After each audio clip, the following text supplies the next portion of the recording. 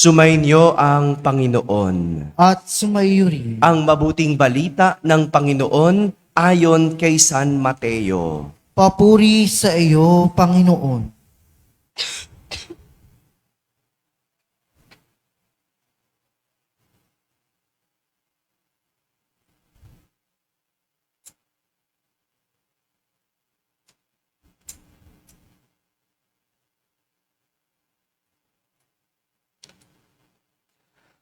Pagkaalis ng mga pantas, napakita kay Jose sa panaginip ang isang anghel ng Panginoon.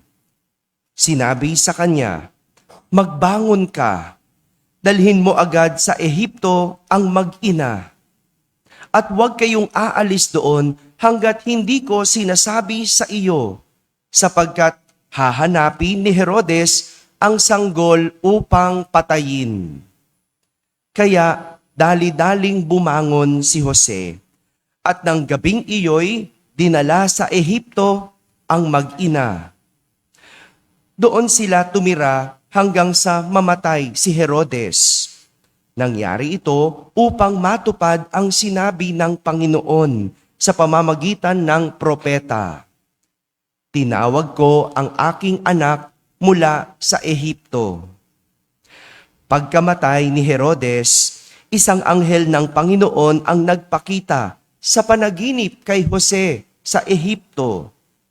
"Magbangon ka," sabi sa kanya, "iuwi mo na sa Israel ang mag-ina, sapagkat patay na ang nagtangka sa buhay ng bata." Nagbangon siya at inuwi nga sa Israel ang mag-ina. Ngunit nang mabalitaan niyang si Arkelao ang naghahari sa Judea, kahalili ng kanyang amang si Herodes, siya'y natakot na pumunta roon. Muli siyang sinabihan sa panaginip, kaya nagtungo siya sa Galilea. Sa Nazaret sila nanirahan upang matupad ang sinabi ng mga propeta. Siya'y tatawaging Nazareno. Mga kapatid, ang mabuting balita ng Panginoon. Pinupuri ka namin, Panginoong Hesukristo. Magsiupo ang lahat at makinig sa homilia. Isang magandang umaga po sa inyong lahat. Pakibati ang katabi, pinagpalang linggo. Yan. Pinagpalang linggo po sa mga nasa barangay na nakakapakinig ng ating banal na misa, sa lahat ng mga nasa tahanan na nagsisimba via online, at sa lahat ng nasa abroad. Kasama kayo sa aming banal na pagdiriwang dito sa ating parokya. Pagpasensyahan nyo na po ang aking boses. Nag-concert po kasi ako. No, biro lang, no, medyo may sakit lang, no, medyo nagbabago ng panahon at napuyat nitong mga simbang gabi, kaya ayan, eto na, bumababa na aking immune system, pero kaya pa naman, kaya pang iraos ang ating banal na misa. Nais kong simulan ang ating pagninilay sa isang kwento. Hindi ko alam kung nakwento ko na ito, pero paborito ko itong kwento na to kapag napag-uusapan ang relasyon ng magulang sa anak. Kwento ng magulang na laging magkaaway sa kanilang anak ang aking kwento. Relate ba kayo? Bahala na kayo kung ito ba'y nanay sa anak, tatay sa anak, basta magulang. Kayo nang bahala.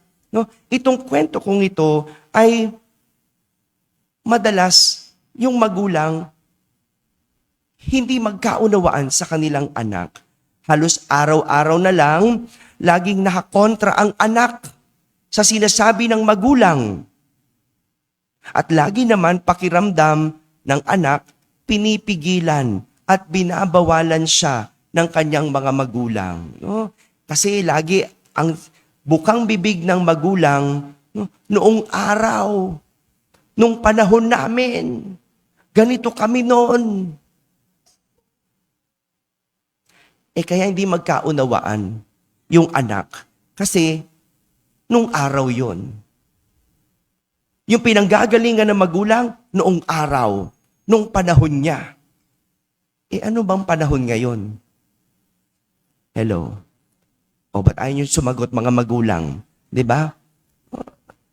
Kaya hindi magkaunawaan itong magulang at anak. Kaya isang araw, naisip ng magulang na ayain ang kanyang anak na magpalipad ng saranggola. Tinawag niya ang kanyang anak, "Anak, alika, samahan mo naman ako magpalipad ng saranggola." Sabi ng anak, "Saranggola? Nay, tablet na ngayon. Saranggola ka pa rin." Tingnan mo nga naman, talagang di magkaunawaan, no? Bawat may sabihin, laging nakakontra. Pero, sige na, kahit na masama ang loob ng anak, dahil pinilit ng magulang, sila'y nagpalipad ng saranggola. At pinahawakan sa anak ang saranggola, habang hawak-hawak na magulang, ang pisi, ang sinulid. Sabi ng magulang, "Ihagis mo anak ang saranggola." Hinagis sa ere ang saranggola at ito'y lumipad. Habang nasa ere, habang nasa himpapawid ang saranggola, tinanong ng magulang ang anak, "Anak, ano sa tingin mo ang mangyayari kapag pinutol ko ang pisi o ang tali?" Sabi ng anak, "Edi, mas makakalipad ng mataas ang saranggola. Edi, mas makakalipad ng malayo ang saranggola. Edi, mas mapupuntahan ng saranggola ang kahit na anong lugar na gusto niyang mapuntahan." Kaya ang ginawa ng magulang, pinutol ang pisi. Pagkaputol ng pisi ng saranggola, ganun nga ang nangyari. Nakita ng anak, lumipad ng mas mataas ang saranggola. Nakita niya, mas malayo ang narating ng saranggola. Nakita ng anak na kaya nitong puntahan ang gusto niyang puntahan sapagkat wala na ang pisi na nagkokontrol sa saranggola. At hinabol ng bata ang saranggola. Ngunit sa paglayo nito, sa pagtaas ng lipad nito, siya namang bagsak ng saranggola. At sabi ng magulang sa anak, "Anak, parang ganyan ang ating relasyon. Kapag pinutol natin ang pisi, maring makalipad ka, maring makalayo ka, maring mapuntahan mo ang kahit na anong lugar na gusto mo mapuntahan. Pero pag naputol ang pisi, maari kang bumagsak. At yan ang ayaw kong mangyari sa iyo." Ilan sa atin ang ganito ang tingin sa magulang? Hello, mga magulang. Mga kapatid, ngayong araw na ito, ating ipinagdiriwang ang kapistahan ng banal na mag-anak na sina Jose, Maria, at Jesus. Bago ko magpatuloy, nasa na yung sakristan? Papasukin ulit. Yan. Binabantayan ko yan. Papasukin. Sana yon? Kailangan marinig nila ito. Importante ito. Asa na sakristan? Pasok. Hindi ako magsisimula. Hindi ako magpapatuloy at wala kayo. Pasok. Kaya hindi tayo maging matagumpay eh. Pasok, pasok, pasok. Yan. Upo. Kanina nakaupo na kayo dyan eh. Okay na. Yan. Maganda marinig nila ito. Makikita nyo kung bakit. No? Pinagdiriwang natin ang kapistahan ng banal na mag-anak. At sa ating ebanghelyo, narinig natin ang kwento kung paano si Jose tumayo bilang tagapangalaga ng kanyang mag-anak. Panahon noon ni Haring Herodes at pinapahanap niya ang sanggol na isinilang na magiging hari ng sanlibutan. Bilang hari, takot si Herodes na mapalitan. At merong propesiya na merong isang hari na isinilang na magiging hari ng sanlibutan. Tingnan mo, bata pa lang, sanggol pa lang, threat na agad ang tingin ni Haring Herodes. Imaginein mo, no? Bata pa lang yung papalit sa kanya, hindi na siya makapayag. Kaya anong ginawa niya? Pinahanap niya ang lahat ng bata, sanggol, 2 taon pababa, at iniutos na patayin. Bakit? Aba, para walang pumalit sa kanya. No? Imagine niyo, ilang taon pa bago tumanda si Jesus para mapalitan siya. Pero ganun siya kasakim. Kaya naman, napakita ang anghel ng Panginoon kay Jose sa panaginip at inutusan na dalhin sa Ehipto ang kanyang mag-anak para iligtas at hindi mapatay ng hari ang sanggol na si Jesus.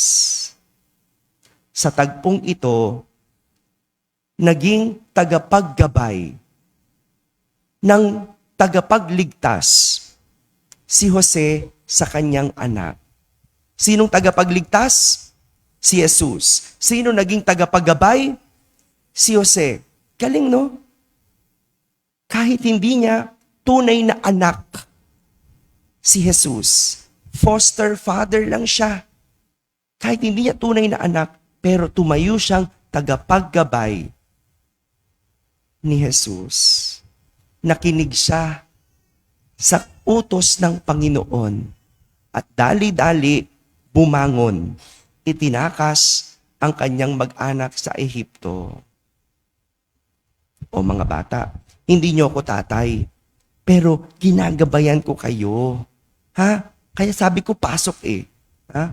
Pag hindi niyo narinig ito, malaki ang magiging pwedeng impact sa inyo. Mamaya, meron pa akong sasabihin tungkol sa inyo. No? Si Jose, ang galing. Natupad niya yung kanyang pagiging ama sa pagiging masunurin sa Diyos. Yun ang maganda. Nagagawa mong isang bagay dahil sinunod mo ang Diyos. Nagagawa mong maging matagumpay kasi marunong kang makinig. Yan ang susi para maging matagumpay. Marunong makinig. Hindi ka magiging matagumpay na magulang kung hindi ka marunong makinig. Hindi ka magiging matagumpay na anak kung hindi ka marunong makinig. Hindi ka marunong o hindi ka magiging matagumpay na estudyante kung hindi ka marunong makinig. At kahit kaming pare, kung hindi kami marunong makinig sa obispo, sa Diyos, hindi kami magiging matagumpay na pare. Ganito ang pagiging matagumpay na magulang. Marunong makinig at makikinig sa kung ano ang sinasabi ng Diyos. Walang matinong magulang ang naghahangad na ipahamak o ikasira ang kanyang anak. Tama ba? Tama. Sabi ko po, matino. Kasi totoo naman, merong mga magulang na irresponsable at pabaya. Tama? Meron din. Kaya yung mga yon hindi matino. Ang tinutukoy ko, yung matino.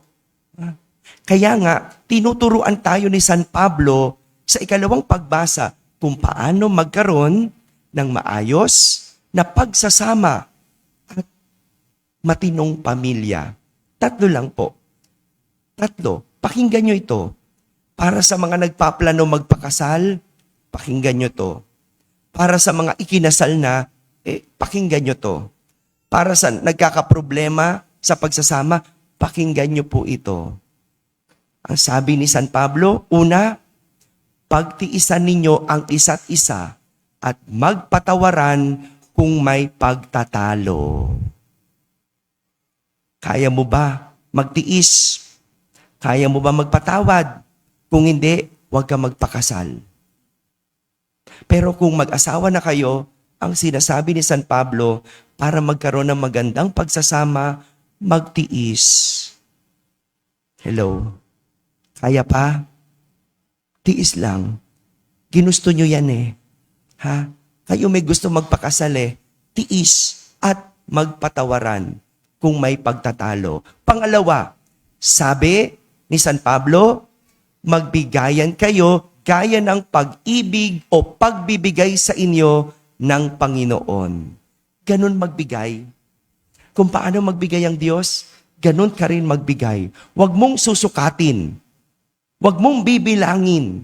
Dahil ang Diyos, kailanman hindi nagsukat o nagbilang. At pangatlo, ang sabi, magkaroon ng pag-ibig na nagbubuklod sa lahat ng kaganapan. Ganyan dapat ang pag-ibig. Nagbubuklod. Hindi naghihiwalay. Hindi naninira. Kaya kung ang paraan mo nakakasira na, bitawan mo. Kung ang paraan mo naghihiwalay sa inyo, nagkakanya-kanya na ang pamilya, mali ang paraan mo. Dapat may pag-ibig na nagbubuklod. Father, di ba sabi, pag mahal mo, pakawalan mo. Kaya pinakawalan ko na yung asawa ko. Hindi yon, hindi ganun yon. Gusto mo lang hiwalayan eh. Hindi yun ibig sabihin nun. Dapat ang pag-ibig nagbubuklod. At eto pang maganda. Nagbigay si San Pablo ng habilin sa bawat miyembro ng pamilya. Bawat miyembro. Ang ganda nito, 3 lang uli. Tandaan nyo, sabi, mga babae, sundin ninyo ang inyong asawa. Okay na? Pero Father, bakit? Walang pero. Sabi lang, sundin ang asawa. Pero Father, babae, hindi. Sundin ang asawa. Walang pero. Walang rason. Walang kondisyon. Sundin mo lang. Ito naman ang sinabi. Mga lalaki, makinig. Pakamahalin ninyo ang inyong asawa at huwag maging masungit sa kanila. Okay na ba mga lalaki? Kaya hindi po ako nag-asawa. Hindi ko kaya eh. Magmahal madali. Maging masungit, di ko kaya. Narinig nyo na? Mahalin. Huwag maging masungit. Hindi ko kaya, buti na lang talaga. No? Kasi nabasa ko talaga to eh. Nabasa ko na to eh. No? At panghuli, mga bata, ito pakinggan nyo. Sundin ninyong lubos ang inyong magulang, sapagkat ito ang karapat-dapat sa mga Kristiyano. Sundin. Ang ganda sa unang pagbasa. Ano sabi? Ang paggalang, pagrespeto, pagsunod sa magulang ay pagbabayad sa kasalanan. Ang ganda nun. Sino mga anak dito? Taas niya ang kamay. Uy, lahat tayo. Nadudulo ka ba? Lahat tayo. Anak tayo. Kaya yung pagrespeto mo sa magulang mo, pagsunod mo sa magulang mo, pagbabayad sa iyong kasalanan. Father, patay na magulang ko. O yan. Anong gagawin ko? Di magpakabait ka na lang. Kasi wala ka na magulang eh. Magpakabait ka. Kundi, hindi ka makakabayad sa iyong kasalanan. Mga kapatid, ang susi sa tagumpay ng isang tao ay ang pagsunod at pakikinig. Walang perpektong pamilya, pero pwedeng maging banal ang pamilya kung ang bawat isa ay nagsusumikap, makinig sa bawat isa. Sina Jesus, Maria at Jose, hindi perpektong pamilya. Mahirap sila, dukha sila, pero banal. Bakit? Marunong makinig. May pakikinig. Kahit pari ako, hindi perpektong pamilya ko. Minsan magulong pamilya ko. Bakit? Kapag hindi kami nakikinig. Kapag walang marunong makinig. Parang pamilya rin nating lahat, di ba? Kapag ang mag-asawa hindi nakikinig sa isa't isa, magulo. Kapag ang anak hindi marunong makinig sa magulang, ang magulang sa anak hindi nakikinig, magulo. Pabanalin ang pamilya. Matutong makinig sa isa't isa. At higit sa lahat, matutunang makinig at sumunod sa Diyos. Amen. Amen. Yung fun run po natin, naanyahan ko po kayong lahat sa December 30. Katuwaan lang po ito. Sali na po kayo. Kahit hindi kayo tatakbo, lalakad pwede naman po. No? At meron tayong Zumba sa mga medyo oldies natin at senior. Doon magsisimula sa Plaza San Lorenzo Ruiz sa Binondo. Doon po ang simula ng lahat ng activities na ito. Pwede Zumba. Zumba. Sali na kayo. 300 pesos lang po. May kasama ng t-shirt. Ano po? Kung kaya nyong maglakad, sasamahan ko po kayo. Hindi na ako tatakbo. No? Join na po kayo. Katuwaan lang, simple, para lang po maging buhay lang ang ating parokya para sa nalalapit nating kapistahan. Nagsimula na po ang Misa Nobenaryo. Kaya po, darating na po ang kapistahan natin sa January 1. At magdiriwang ng banal na misa ang ating mahal na Kardinal Jose Advincula sa ganap na 10:00 ng umaga. Inimbitahan ko po kayong lahat na makidalo at makimiesta po dito sa ating parokya. Lahat po imbitado.